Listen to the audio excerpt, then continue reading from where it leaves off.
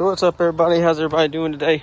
I made this video the other day, but didn't pay attention to my phone when I turned it sideways like I have it now. With the iPhones, if you don't turn them and then wait for all the numbers to turn vertical so that they match, the video won't film correctly. So I had the phone tilted sideways like I do, but I didn't wait until I pressed record, and it started to record like I was holding the phone the other way. So anyway, pretty much what happened is I've done a few things since you seen the Tahoe last, and I have stuff coming for it. So one thing that I've done is I went and got it aligned by somebody else. So I've had this Tahoe aligned twice since I've had it lifted. I had it aligned at an actual Chevy dealership, and then I had it aligned at a Goodyear place, at a Goodyear service center or whatever they're called. I don't know what they call them. But the Goodyear place was first, and then the other place was second. So I couldn't get it right, which really pissed me off. I've spent, almost $250 on two alignments that were garbage. And for those that are wondering what it did, it would dart back and forth every time I hit a bump, which means right as I would do something, the Tahoe would want to do like this. It would shudder back and forth. It didn't know if it wanted to go left or right, because the wheels weren't pointed straight and they weren't pointed really in the right direction at all.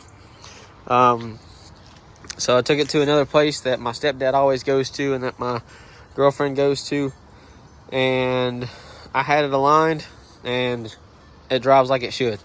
It's not 100%, but it is a lot better than it was. I can still drive it, and I don't have to fight it like I used to.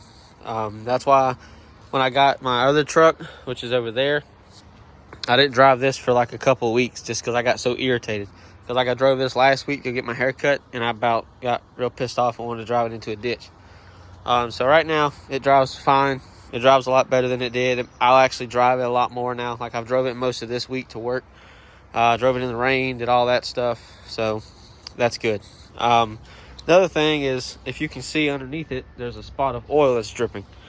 Now, I don't know exactly where that's coming from, but I do know that the oil pan is wet around the edge of where the oil pan bolts to the motor. So I'm going to do an oil pan gasket on this. So I ordered an oil pan gasket. I ordered new valve cover gaskets because I'm an idiot. And when I did the valve covers the last time, I accidentally ripped one of the little boots for the bolts that go in the valve cover, which I could have bought just the boots, but I don't want to do that. So I went ahead and bought new valve covers with the boots. I think I bought them from Mahle. It's M-A-H-L-E. The ones I bought before from Felpro, but it doesn't matter. I know that they're both good brands. I have a whole gasket kit for this, which is from Felpro. It's head gaskets, intake manifold gaskets, throttle body gasket, all kinds of stuff. It's basically an overhaul kit for everything. Reason I bought that is because the heads on both sides, there's two bolts broken on both sides. So I have an exhaust leak. It's really bad on the driver's side, and I want to get that taken care of because it drives me crazy, and just because I want to freshen the motor up. I want to put a cam in it, so it'd probably be in my best interest to go ahead and buy the cam, so that way when I do all that and change valve springs, I'll already have all that done, because I have to take the valve springs out, change the valve seals and all that stuff. So it'll probably be in my best interest to do that. But as far as all the other stuff, I don't really have any other issues with it, so that'll be done. I also replaced the charcoal canister, the charcoal canister vent solenoid, whatever it's called, and then the purge valve under the hood on the intake, because I was having the problem to where I couldn't fill this up for more than 10 seconds without the pump clicking off, and then every time I would do that, it would shoot fuel back at me, and that really got on my nerves, because not only does it waste it, it gets it all over the Tahoe and all over me, and I'm not a fan of that. And gas can ruin paint, for those that don't know. So if it sits on paint for too long, it'll start to crack. It's called spider webbing or spider cracking, and it looks like shit. So, which the paint on the Tahoe is already in not good shape, but I want to keep the shiny part shiny until I can get it painted. But I replaced all that stuff. The Tahoe's at a half a tank, so then I went up to the gas station that's close to me, and filled it up. And the whole time I filled it up from a half, it didn't skip a beat. It didn't click off until it was finished. So I fixed that problem. I don't really know which one of those things was the issue. The charcoal canister was probably the main issue, just because you could hear the charcoal inside it. So most of the videos I've watched, all the people that replaced it, the charcoal canister, all their charcoal inside, you could hear it rattling. And the new one, you can't hear it. And I know that these are the main 3 failure points, so I just went ahead and replaced all 3 of them. They weren't really expensive. And I have a video about that. I just haven't released it yet because I need to get the part numbers for everything, just because I forgot to put part number. I forgot that the box that I had everything in was the box for the charcoal canister, and I should have shown that part number in the video, but I didn't know it until after the fact, and I had already thrown the boxes away for the other stuff. So it is what it is. And then the last thing I did was I put the kicker bars on from Rough Country, and I'm gonna make a separate video about that, because I'm telling you, I have nothing but problems out of shit from them.